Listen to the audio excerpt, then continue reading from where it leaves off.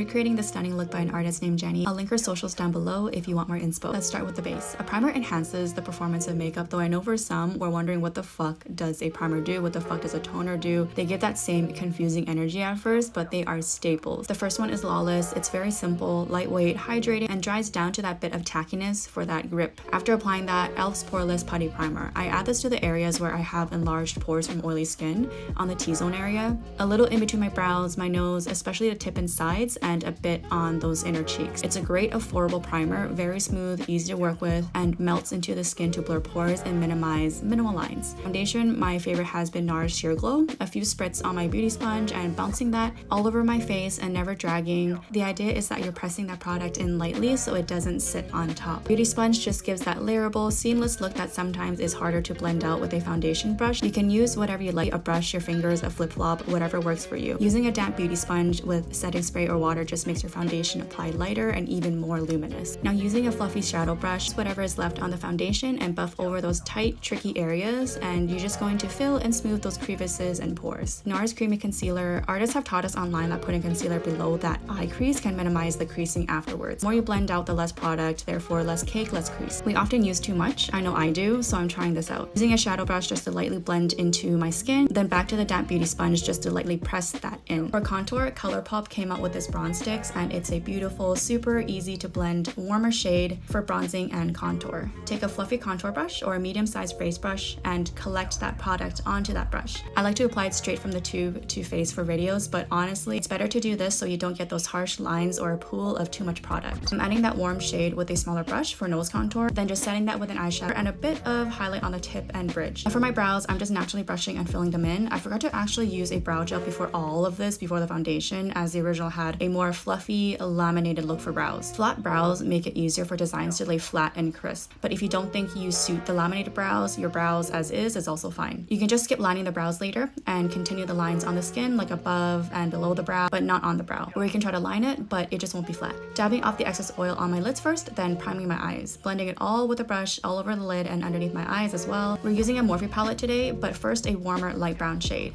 Where you would contour the higher part of your nose, add that shadow there and bring it all the way in and all over your lids. This is quite a natural shade, so I'm packing it in to layer. Don't worry about the precision so much, just blend it outwards and underneath. The lining, pearls, and shades that will go over this will mask the edges anyways. We're using cool tone browns today. Select your light, medium, and deepest cool brown tones, or you can go with grays or whatever deep shades you like. Now onto the palette, I'm going to take a light cool brown as a transition shade and adding that on the same area. Each shade will go darker, which will be closer and closer to your lash line as we go, creating that smoky gradient. I like to stretch my skin so that it creates a more even surface to work on, and always blend with a light hand. The heavier you are, the more choppy it'll look. Light blending also gives you lots of room to work with in terms of layering.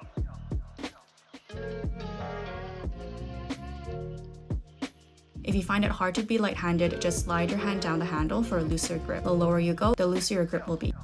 Also, if you want to add even more control, place the bottom of your hand or inner wrist on the other hand or arm. It helps when you have shaky hands. Where the pigment hits first is where all that packed pigment will go the most, so keep it close to the lash line and blend up and out. And also tilt your head back a little for an even flatter surface. For the last deepest shade, a tighter blending brush to pack that pigment in. Since this is the last part and the smallest area needed with the most pigment, use a smaller compact brush and pack it close to the lash line.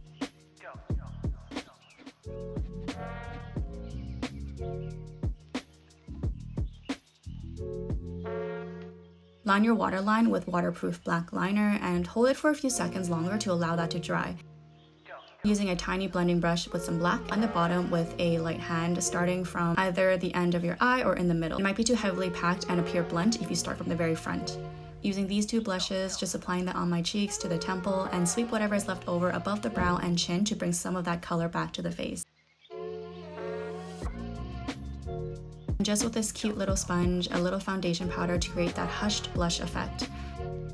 With a larger face brush, taking some powder and loosely applying that around the face to absorb any excess oil. Now onto the designs. Liner, we're going to play connect the dots. Dot where you want to design and connect the dots. We're doing waves today, and you can freestyle this if you're confident with flow. We're just creating little to bigger waves around the eyes, and each time just doing the dotting method. And it might be easier when you are drawing those waves to imagine the letter C's and U's. So you're going to think of big C's, little C's, big U's, little U's, upside down C's, backward C's, vertical ends, horizontal ends, all around ends and C's. I hope that helps. I hope that makes sense.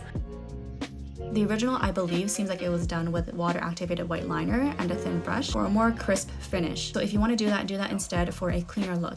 Today my hands are very shaky from working out and caffeine, so I took the easier route with a pencil, and thank goodness it still worked out okay, I think. And while you're drawing the lines, you can go back and forth to add more pigment or to thicken the areas of the lines to add more variation. We're working section by section. Try not to look at the entire eye and just focus on part of the design at a time. It minimizes any overwhelm and helps you focus in on the details. Overall, a makeup art look and art in general is a result of a collection of details that build up to the entire piece. Giving undivided attention for each section gets you in flow and in focus of smaller parts. Just like when you do your makeup, you're doing your eyebrows at a time, lids at a time, etc., etc. We're just going more abstract. Take your time, no rush. It becomes meditative after a while. That smoky glowing white effect, all it is just taking a super white eyeshadow and packing it in on a little compact tight brush and pressing it into the liner. I'm using a tiny angled brow brush from Anastasia Beverly Hills. Both the width and length are tiny, packed, and closer to the base of the brush. The more compact it is, the more pigment you can pack into that brush, and it would be a direct application on that liner we drew beforehand. Since it's also very tightly compact and thin, it's really great for detailing. I also want to add here, if you are actually using a water-activated liner, it would be a little different. Hopefully I will do a look that will include this so I can show you visually what difference it makes and how to blend that out first.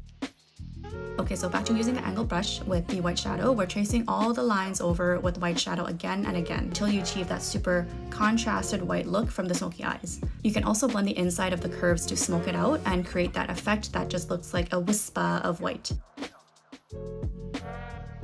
The closer and on the line you are, the more pigmented it will be. And then if you are blending out into that smoky effect, again, think of the gradient lighter as you go further. Closer to the line is more compact, tight, pigmented, and further it goes, the lighter it is, and also lighter your hand should be. It's difficult to correct a densely packed, pigment-heavy area, so when working with gradients, we work with layers. It's like drawing a line with a pencil as hard as you can and trying to erase it versus drawing a super light stroke. Which one is going to be easier to correct? So layering, we see each level of pigment deepen, and we can stop ourselves before it goes overboard. This is a longer video with less cuts because I want you to see a lot of the details on how I create. I remember looking back and I wish, even though parts were straightforward, I wish they'd showed more of it. I learn visually, so I like seeing how things are held, the movement, etc. at almost every single step, especially for detailed makeup art looks.